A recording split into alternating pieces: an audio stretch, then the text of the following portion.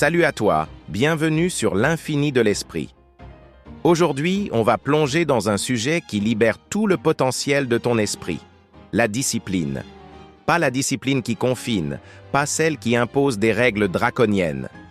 Je parle de celle qui devient un fil conducteur infini dans ta vie, qui te porte tous les jours, même quand la motivation est passée. Parce que si tu veux explorer toute la richesse de ce que tu peux devenir, si tu veux faire éclore ton esprit sans limite, tu vas devoir apprendre à construire une discipline qui dure. Et c'est exactement ce qu'on va voir ensemble aujourd'hui. 1. La motivation, c'est pas fiable. On attend souvent de se sentir prêt, de ressentir une vague de motivation qui nous pousse. Mais la motivation, c'est une émotion. Elle a ses hauts et ses bas, comme une onde qui passe.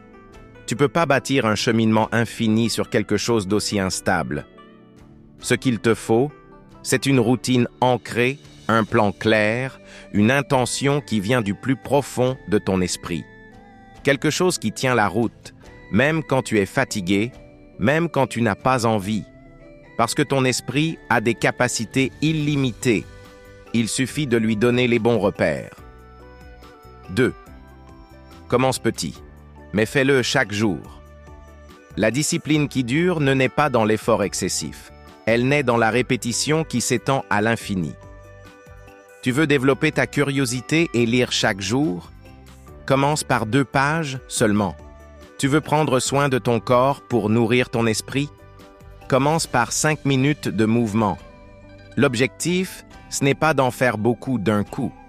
C'est d'en faire chaque jour, jusqu'à ce que ça devienne une partie naturelle de toi, comme si ton esprit s'attendait à ça.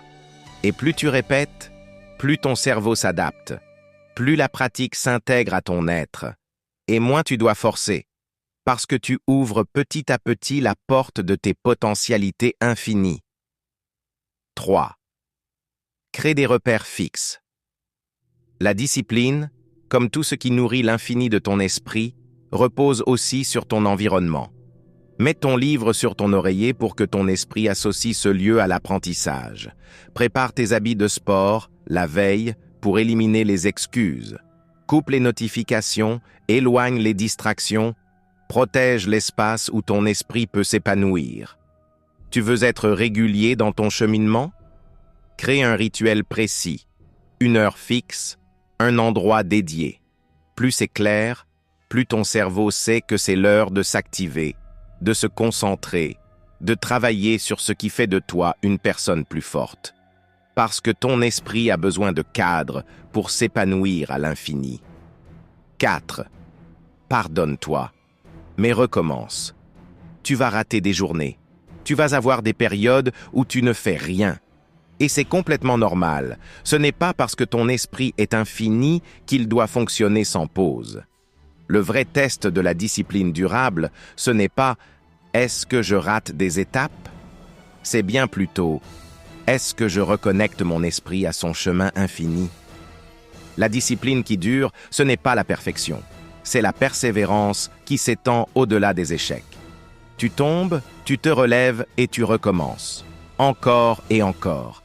C'est comme ça que ton esprit devient plus fort, plus résilient. Comme ça que tu construis un lien avec ton potentiel infini. Conclusion. Tu n'as pas besoin de tout maîtriser aujourd'hui. Tu as juste besoin de faire un pas vers l'infini de ton esprit, chaque jour.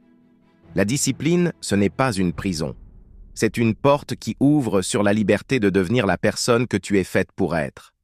Commence petit, reste constant, et dans quelques mois, tu vas voir à quel point ton esprit a évolué. Tu ne te reconnaîtras même plus. Si cette vidéo a parlé à ton esprit et que tu veux continuer à explorer tes potentialités infinies, like, abonne-toi à l'infini de l'esprit et partage-la avec quelqu'un qui cherche aussi à construire une vie remplie de sens et de constance. À très vite pour la prochaine exploration.